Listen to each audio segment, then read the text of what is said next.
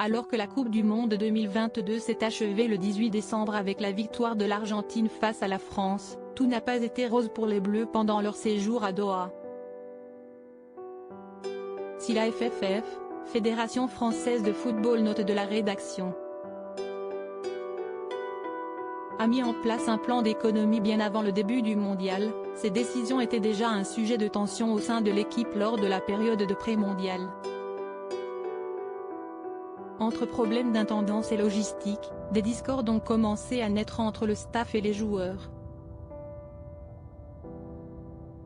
Parmi les difficultés rencontrées, la distribution de portables et de cartes SIM sur place. Si certains avaient reçu ce qu'il fallait pour communiquer, ce n'était pas le cas de certains membres du staff qui a dû se débrouiller par leurs propres moyens. Même chose pour les compagnes des joueurs, invitées par la FFF, certaines ont dû voyager en classe économique. Le summum a été atteint 3 jours avant la finale contre l'Argentine. Les Bleus ont en effet appris qu'ils devront faire le voyage retour vers la France sur Air Portugal, une compagnie low cost. On a rapporté des millions d'euros à la FFF avec la place de vice-champion du monde et on voulait nous faire revenir en comptant les sous. C'est minable, confiait un membre de l'équipe aux Parisiens. Des crispations dont Didier Deschamps s'est occupé en jouant les arbitres afin de les préserver. Mais les Bleus ont démontré qu'ils formaient une équipe soudée puisque face à toutes ces petites économies, certaines familles des membres de l'encadrement n'ont pas pu se rendre à Doha. Les joueurs ont donc cotisé pour leur offrir le voyage. Supérieur à Coupe du Monde 2022, les proches des Bleus présents dans les gradins en soutien Noël Le Graët, non coupable.